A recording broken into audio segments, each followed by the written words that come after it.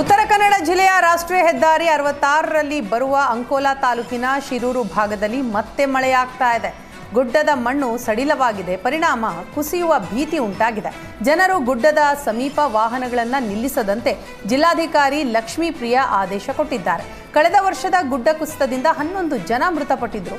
ಪ್ರವಾಸಿಗರು ವಾಹನ ನಿಲ್ಲಿಸಿ ಫೋಟೋ ಶೂಟ್ ಮಾಡಿಸದಂತೆ ಮಾಡಬಾರದು ಅನ್ನುವಂತಹ ಸೂಚನೆಯನ್ನು ಈಗ ಕೊಡಲಾಗಿದೆ.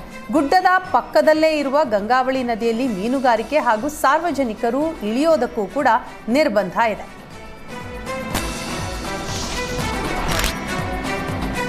ಸಸ್ಯಕಾಶಿ ಲಾಲ್ಬಾಗ್ನಲ್ಲಿ 3 ದಿನಗಳ ಮಾವು ಹಲಸು ಮೇಳ ಆರಂಭಗೊಂಡಿದೆ. ತೋಟಗಾರಿಕೆ ಇಲಾಖೆ ಜೈವಿಕ್ ಸೊಸೈಟಿಯಿಂದ 3 ದಿನಗಳ ಕಾಲ ಮಾವು ಹಲಸು ಮೇಳ ಆಯೋಜಿಸಲಾಗಿದ್ದು, ಯಾವುದೇ ರಾಸಾಯನಿಕಗಳ ಬಳಕೆ ಮಾಡದೆ ನೈಸರ್ಗಿಕವಾಗಿ ಮಾಗಿದ ಹಣ್ಣುಗಳನ್ನು ಮಾರಾಟ ಮಾಡಲಾಗುತ್ತೆ.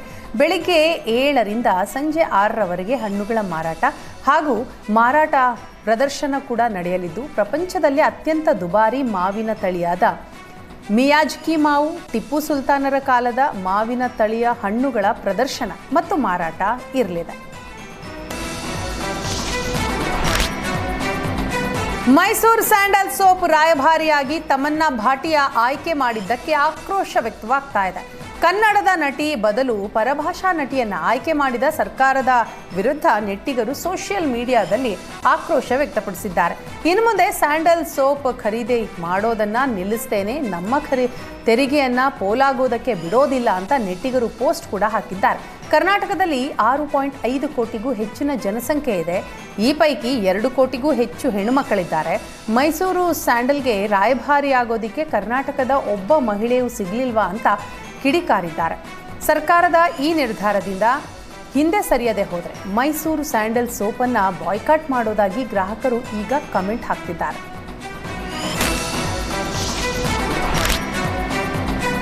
ಸಿಲಿಕಾನ್ ಸಿಟಿಯಲ್ಲಿ ಗುಂಡಿಗಳ ಸಮಸ್ಯೆ ಮಾತ್ರ ತಪ್ಪಿದ್ದಲ್ಲ. ಸದ್ಯ ಭಾರೀ ಮಳೆಯಿಂದ ರಸ್ತೆಗಳು ಜಲಾವೃತಗೊಂಡು ಸಂಕಷ್ಟಕ್ಕೆ ಒಳಗಾಗಿದ್ದಾರೆ ಜನ.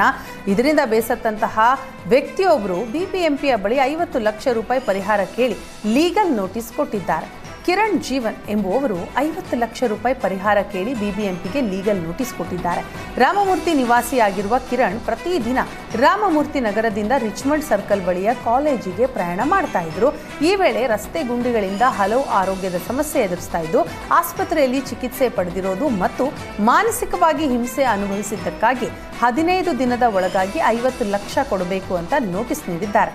ಕಿರಣ್ ನೋಟಿಸ್ ಪ್ರತಿ ಸೋಷಿಯಲ್ ಮೀಡಿಯಾದಲ್ಲಿ ಈಗ ಭಾರಿ ವೈರಲ್ ಆಗಿದ್ದು, ಬಿಬಿಎಂಪಿಯ ವಿರುದ್ಧ ಆಕ್ರೋಶ ಕೇಳಿಬಂದಿದೆ.